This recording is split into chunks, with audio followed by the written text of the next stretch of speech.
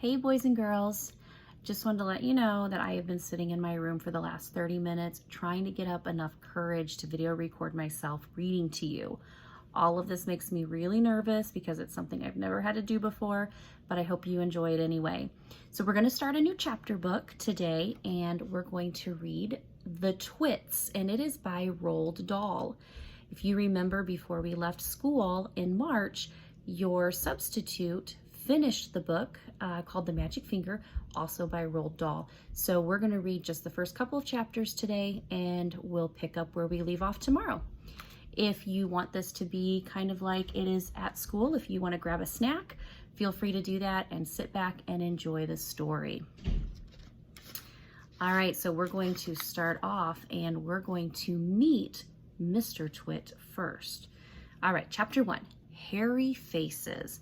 And here's the illustration. What a lot of hairy-faced men there are around nowadays. When a man grows hair all over his face, it's impossible to tell what he really looks like. Perhaps that's why he does it. He'd rather you didn't know. Then there's the problem of washing. When the very hairy ones wash their faces, it must be as big a job as when you and I wash the hair on our heads.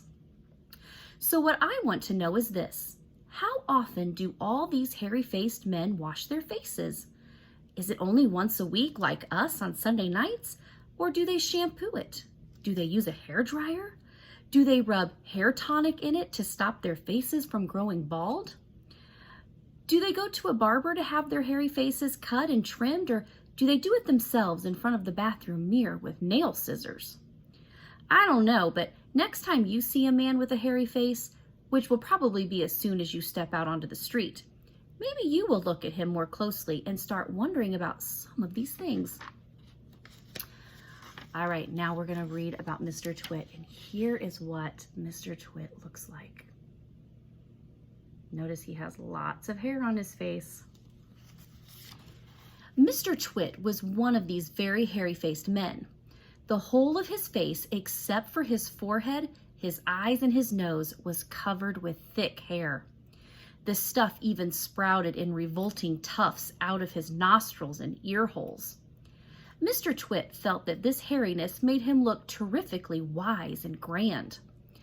But in truth, he was neither of these things. Mr. Twit was a twit. He was born a twit, and now at the age of 60, he was a bigger twit than ever.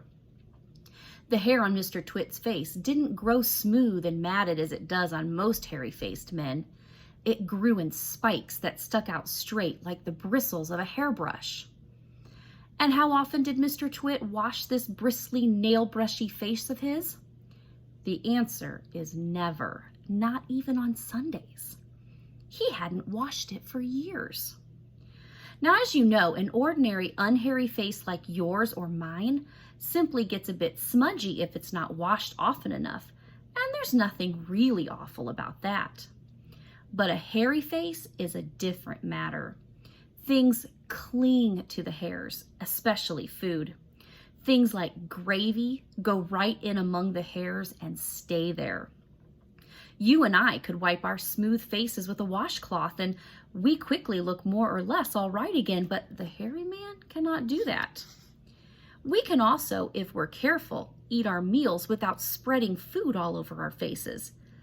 But not so the hairy man. Watch carefully the next time you see a hairy man eating his lunch, and you will notice that even if he opens his mouth very wide, it's impossible for him to get a spoonful of beef stew or ice cream or chocolate syrup into it without leaving some of it on the hairs. Mr. Twit didn't even bother to open his mouth wide when he ate. As a result, and because he never washed, there were always hundreds of bits of old breakfasts and lunches and suppers sticking to the hairs around his face. They weren't very big bits, mind you, because he used to wipe those off with the back of his hand or on his sleeve while he was eating. But if you looked closely, and not that you'd ever want to, you would see tiny little specks of dried up scrambled eggs stuck to the hairs, and spinach and tomato ketchup and fish sticks and chicken livers and all of the other disgusting things Mr. Twit liked to eat.